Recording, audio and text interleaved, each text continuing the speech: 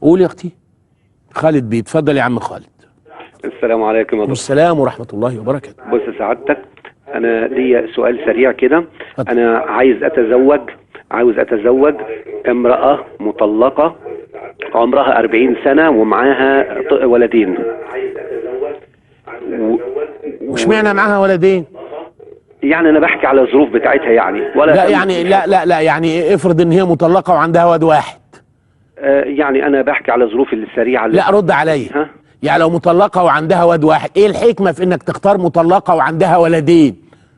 لا هي مش اختيار، هي جت كده مودة من عند ربنا سبحانه. يعني في واحدة معينة. انا اسف، انا افتكرت حضرتك بتقول انا نفسي ومنعيني اتجوز واحدة مطلقة بس يكون عندها ولدين. طب كويس. يا فندم. وبعدين هي مطلقة من 10 سنوات وما تملكش من حطام الدنيا اي شيء. هذا بالاضافة ان اهلها معرضين زواجها من اي انسان. مين اللي معرضين؟ هيكونوا مين؟ اهلها يعني؟ اهلها مش موافقين خالص على الزواج نهائيا بيها من اي حد، بحجة خلاص ان هي خدت نصيبها في الحياة. علما بان انا متزوج وعندي برضو 2. وانت عايزها الثالثة؟ يا فندم نعم يا فندم. لا عندك 2 ولدين ولا عندك زوجتين وعايزها السيرد؟ اولاد. انا مش راغب في الاولاد نهائي. انت مش عايز اولاد؟ لا مش دي. انا بصيت لها من ناحيه واحده بس، هي حته الود اللي بينا شديد، الى جانب ان انا عايز ان انا اربي الاولاد الصغيرين دولت، لان انا اولادي كبروا. بس مش يتامى؟ لا يا فندم لا. هي مطلقه ومعاها 2 يعني ابوهم عايش. تربي انت ليه؟ ابوهم عايش. تربي انت ليه يا استاذي؟ تربي انت ليه؟ ما هو ابوهم يعني ابوهم جاب العيال وسابهم لجوزهم هم يربيهم.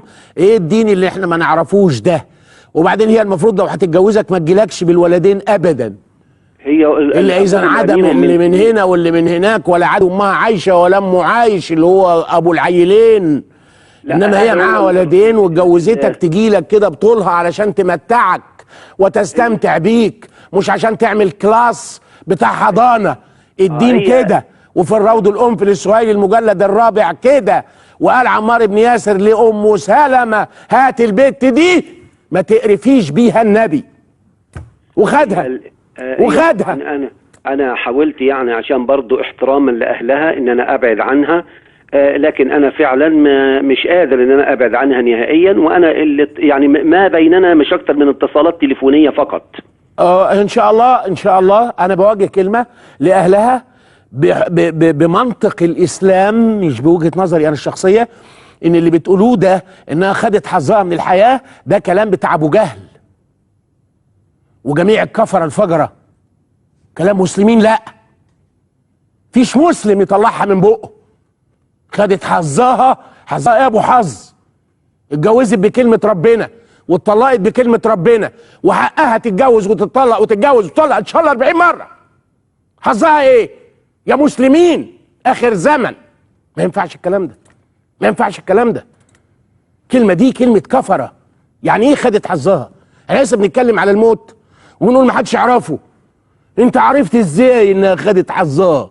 ما يمكن حظها مع خالد ده، ويمكن حظها مع حد تاني احسن من مليون خالد ده، واحسن من مليون مبروك عطيه لا يفكر اني بشتمه. ايه حظها ده؟ عرفته منين؟ انت مش بتنجم؟ احنا عندنا منجمين. وقلب الحبيب حبيب مين اللي هيجلب يا مجنون يا دجال؟ ويا هبله اللي مصدقاه. يجلبولك ازاي يا بت؟ يجلبولك الخير والادب والسمعه والاقتناع والعقل والمخ، ثم توفيق الله، ثم كمان توفيق الله، لان ربنا اللي عمل الحاجات دي. وقال كده والف بين قلوبهم لو انفقت ما في الارض جميعا ما الفت بين قلوبهم ولكن الله الف بينهم انه عزيز حكيم. بايه الالفه؟ اذا كان في الحديث في البخاري على اليمين اهل الجنه هم اللي يألفون ويؤلفون. وانا هألفك ازاي من غير حته عويس من ابو 26 جنيه كيلو، وحته تورتايه وفرعه وورده وزهره وابتسامه وكلمه حلوه وطبطبه ونصيحه وقسوه، حته قسوه قد كده عند اللزوم لما تشوفني مايل وترجع تصالحني وتطبطب عليا وتبقى باقي عليا. أألفك ازاي بغير كده؟ لازم تاخد بسبب التآلف وأنت مؤمن أن الله يؤلف بين القلوب. أهلها غلطانين ما يحوشوهاش عن الجواز، ومش شرط إن هم يجوزوها لك. أنا بتكلم من حيث المبدأ، لكن ما دامت هي خبيرة وثيب وسبق لها الزواج وعندها خبرة بلغة الفقه مش لغة مبروك عطية، وعندها خبرة بالرجال، فهي تقدر تقول ده اللي يناسبني وده اللي انا عايزاه وتسمعوا كلامها. وفي الشرع اللي سبق لها الجواز لما تيجي تتجوز تاني تقول ببيان وصوت حقيقي قد كده، البنوتة تتكسف وصمتها رضاها وإذنها، والتي سبق لها الزواج لازم تقول بالحياني عايزاه أنا عايزاه